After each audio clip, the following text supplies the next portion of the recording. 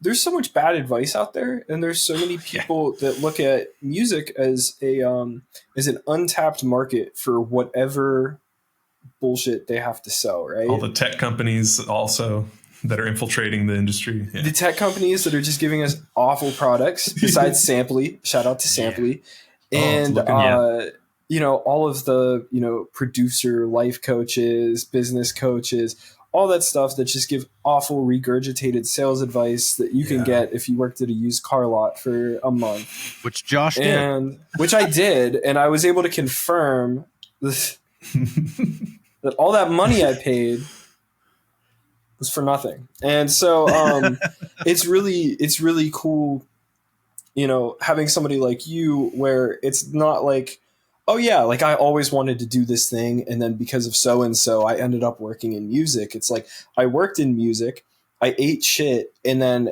because of that I wanted to fix it, and now somehow I ended up here helping other people so they don't have to eat shit too. And like that is like really like inspiring, but also really comforting, that there are people like you out there, and I'm sure a lot of people listening to this are, will agree with me on that. And I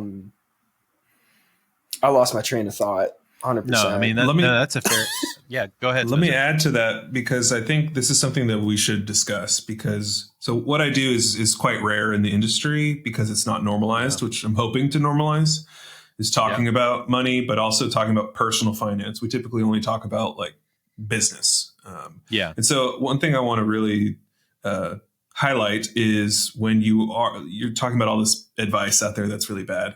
It is astounding, and it's really hard for me to see it because people just take the advice. People will play on your emotions and say things, this is going to blow up your business, or there's all this investment stuff out there, and none of it's personalized, and it's because it's to a broad audience, and none of that advice could be true for you unless someone actually knew you and knew everything about you. Mm-hmm. So some terms to know that I think would be really important is one in particular is fiduciary. So what that means is it's like the Hippocratic Oath for doctors, but for financial planners.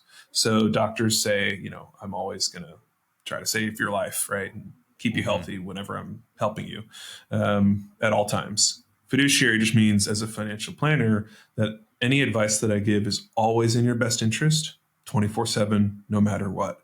The alternative to that is called suitability. And that means that as long as what I recommend to you is suitable enough in the court of law, I will be safe. So if I make a kickback or a commission, it's all good. As long as what it is suitable enough, I'm allowed to make money off of that. And, you can decide if you're cool with that or not. I'm not. And I don't sell products or make commissions or make kickbacks or have arrangements with people. So there are other terms too, like flat fee or fee only versus fee based. So there's like terms that you should know when you're talking about this, because the world that I'm in now has a very bad reputation. I mean, everyone has heard of like the Ponzi schemes and those types of people who Bernie Madoff, right? Like that just rip people off that were giving advice. And so unfortunately, I went from an industry that I believe is not legitimate yet, music industry, it's a every person for themselves jungle, and to a financial industry that is legitimate. It has salary transparency. It has, organizations, and it's you can go get jobs with benefits, and there's like structure to like your career and what you could make. And yet it has a bad reputation. So it's interesting. I've kind of experienced like the oddities of these industries. Now, maybe that's every industry in the world, but it's been kind of an interesting transition. No, I would love to hear on kind of, because we're in that zone. I would love to hear from your perspective, what is some of the worst advice you've ever heard? And then we'll get to the best advice. And then we'll get to the best advice. Yeah, but maybe that could help qualify with some people as well, Yeah, sure. So there's a lot of typical advice where people are selling products, and you'll hear things like infinite banking, whole life insurance, annuities. A lot of people will sell these insurance products that are very expensive, and they might work for someone who is extremely wealthy and doesn't have anywhere else to put their money. There are certain situations where that might make sense, but for most people, it's not. So I've even had. It's funny. I actually had my insurance person. He found out that I became a CFP, and he said he kind of tried to push one of those products on me, and I had just learned about them. And it was like, no way, dude. And he tried to like sell it, but then he was like, oh, well, I'm a CFP too. And I said, oh, cool. And he said, but I can't, my company won't let me use the marks.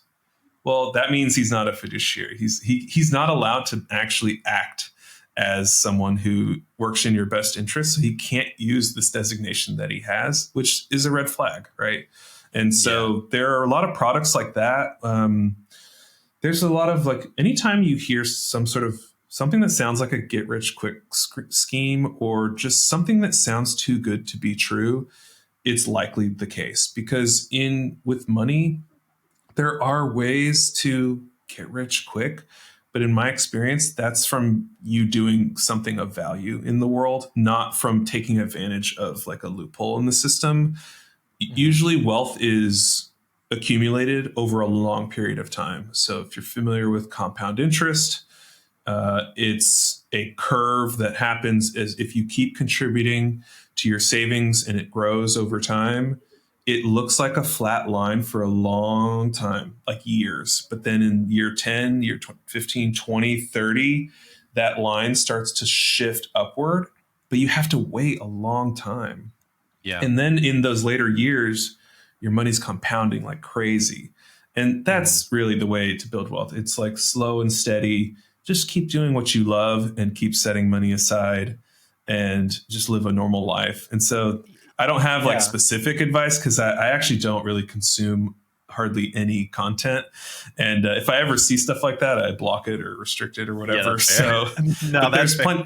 I guess the only other one I would say is it's not like bad advice. It's just not personalized. There are a lot of talking heads or gurus who are well-known names, household names, and they have radio shows or they're on, TV shows, and they actually do give some good sort of basic advice for people, but that advice might not be what you should be doing, because you in particular have student loans, or you in particular make all this income. So you're in a different tax bracket. Like, every single person is unique, and every financial plan I make is just as unique because of that. And so blanket advice that's given out to the public in most cases is not going to be in your best interest. So some of it is useful. So just think about your situation, and does what they're saying apply to you?